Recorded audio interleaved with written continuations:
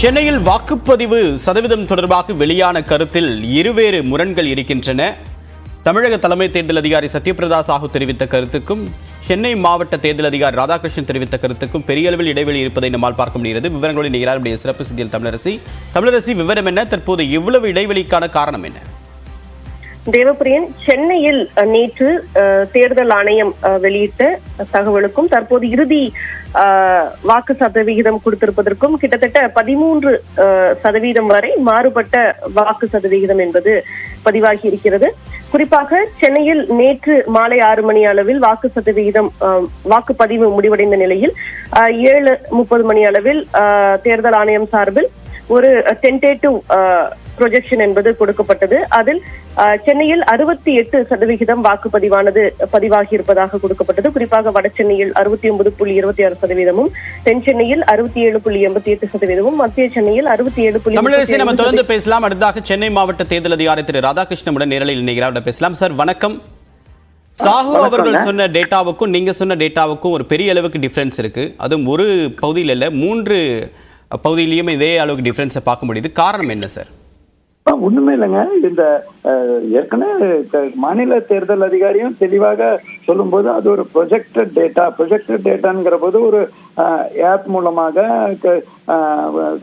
எனக்கு தெரிந்தவரை இந்த தேர்தல் நடத்தும் அதிகாரி சிலரின் டேட்டா வச்சு இந்த மாதிரி அது ட்ரெண்ட் இருக்கு அப்படிங்கிற மாதிரி அவங்க சொல்லுவாங்க.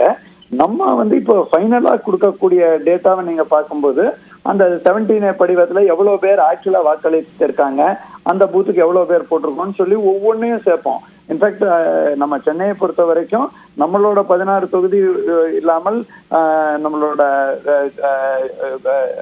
டேட்டா பூராவுமே அந்த அடிஷ்னலா தென் சென்னை வட சென்னை இதெல்லாம் வரும்போது இதோட ஃபிகர்ஸும் வரும். என்ன சொல்றது, சோழிங்கநல்லூர் தென் சென்னைக்கு வரும், அதே மாதிரி திருவொற்றியூர் வட சென்னைக்கு வரும்.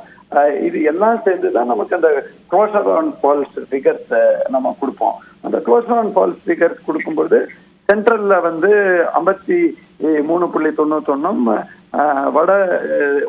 வட சென்னையில் 60.13, மத்திய தென் சென்னையில் 54.27 விழுக்காடா இருந்தது. ஒட்டுமொத்தமாக சுமார் ஒரு 56.1. சராசரியா நீங்க பார்க்கும்போது எல்லா தொகுதிகளிலும் 2019 காட்டிலும் ஒரு டிப்பு உங்களுக்கு ரஃப்லி 2019 ஒரு 60 இதே அளவுக்கு தான் அந்த ஒரு இண்டிவிஜுவல் கான்ஸ்டிட்யூன்சி பார்க்கும்போது நமக்கு ஒரு 4 விழுக்காடு குறைந்திருக்கு. ஆனா 1% 2% டிஃபரன்ஸ் இருந்தா பரவாயில்ல, மத்திய சென்னையில மட்டும் 13% டிஃபரன்ஸ் அப்படின்றது பொலிட்டிக்கலா ஒரு சந்தேகத்தை எழுப்பாதா?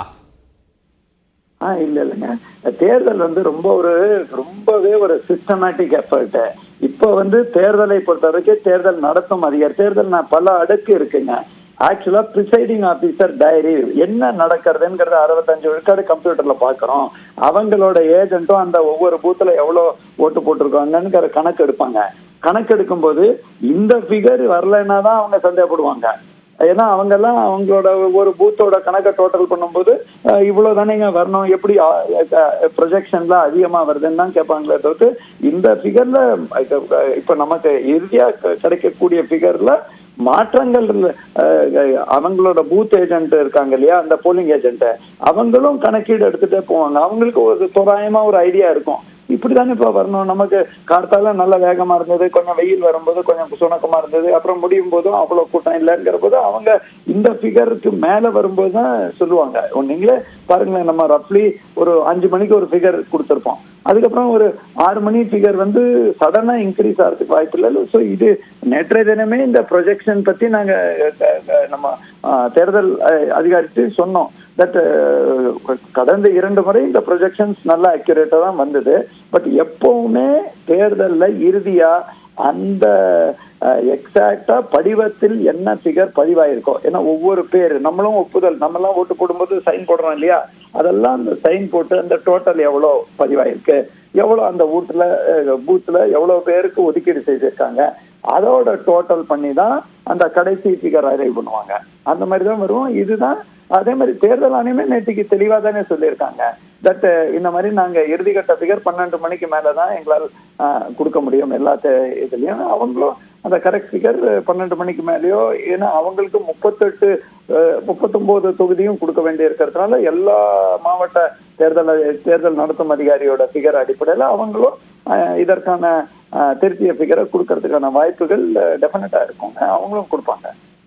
சார், இப்போ சென்னையில் 3 வாக்கு எண்ணும் மையங்கள் அமைக்கப்பட்டிருக்கு. எது போன்ற பாதுகாப்பு ஏற்பாடுகள் செய்யப்பட்டிருக்கு? இந்த 17A ஃபார்ம் எல்லாம் உரிய அளவுக்கு பாதுகாப்பாக வைக்கப்பட்டிருக்கா? மதுரையில் நடைபெற்ற சம்பவம் மாதிரி ஏதாவது நடைபெற வாய்ப்பு இருக்கு? எங்கேயுமே தேர்தல் ஆணையத்துலங்க அடுக்கு பாதுகாப்புக்கான டைரக்ஷன் கொடுத்திருப்பாங்க. குறிப்பாக 1000க்கு மேற்பட்ட பாதுகாப்புல 4 அடுக்கு பாதுகாப்பு. முதல்ல CAPFன்னு சென்ட்ரல் ஆர்ம்டு போலீஸ் ஃபோர்ஸ் அவங்க இருப்பாங்க. அதுக்கு அடுத்தது நம்ம Tamil Nadu special police, armed reserves, regular police அப்படின்னு 4 அடுக்கு 1, 2, 3, 3A அப்படின்னு போட்டிருப்பாங்க. அந்த பந்தோபஸ்து மதிப்புக்குரிய சந்தீப் ராய் ராட்டோர் IASம் அதே மாதிரி போலீஸ் அப்சர்வர்ஸும் நாங்க 3 பேரும் சேர்ந்து அந்த பகுதிக்கு சான்று அனைத்து பாதுகாப்பும் பண்ணியிருப்போம். அங்க கவுண்டிங் சென்டரை பொறுத்த வரைக்கும் ஸ்ட்ராங் ரூம் ஒன்று இருக்கும், ஸ்டோர் ரூம் ஒன்று இருக்கும். அதுக்கப்புறம் ஸ்ட்ராங் ரூம்ல என்னென்ன வைக்கணும்ங்கிறது தெரியும். விவிபேட் மெஷின் நடுவில் பயன்படுத்தி நிறுத்தின விவிபேட் மெஷின், அதே மாதிரி box ballot unit, control unit எல்லாம் இருக்கும். அதான் முக்கியமான அந்த அதற்கு படிவங்கள் இருக்கும். வெளியில தான் ஃபியூஸ் இருக்கும். வெளியில வந்ததுக்கு அப்புறம் 2 லாக் இருக்கும். இத முழு நேரம் கண்காணிப்புக்கான கண்ட்ரோல் சென்டர் இருக்கு.